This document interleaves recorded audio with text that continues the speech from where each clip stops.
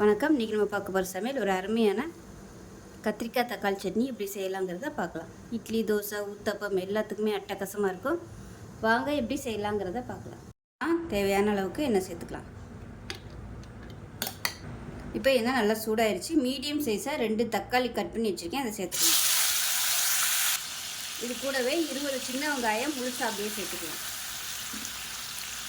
இது கூடவே காரத்துக்கு ஏற்ற மாதிரி 10 வரமிளகாய் சேர்த்துக்கலாம். நான் வந்து சின்னதாக தான் சேர்த்துருக்கேன். இது கூடவே ஒரு 3 பச்சை மிளகாயும் சேர்த்துக்கலாம். இப்போ இது கூடவே ஒரு 3 கத்திரிக்காய் எடுத்துருக்கேன், அதையும் இதோட சேர்த்துக்கலாம்.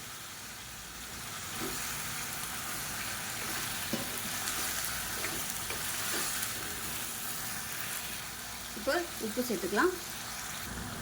இப்போ பாருங்கள், கத்திரிக்காய் தக்காளி எல்லாமே நல்லா வதங்கிடுச்சு. இதில் ஒரு கை அளவுக்கு கொத்தமல்லியில் சேர்த்துக்கலாம். சேர்த்துட்டு லேசாக ஒரு பரட்டிக்கலாம். எப்பயுமே கொத்தமல்லி வந்து ரொம்ப வதக்கக்கூடாது.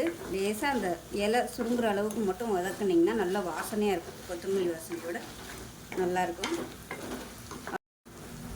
ஆறுனதுக்கப்புறம் நல்லா அரைச்சிக்கலாம். ரொம்ப நைஸாக அரைக்கக்கூடாது, கொஞ்சம் அப்படியே திரியாக இருக்கிற மாதிரி அரைச்சிக்கலாம்.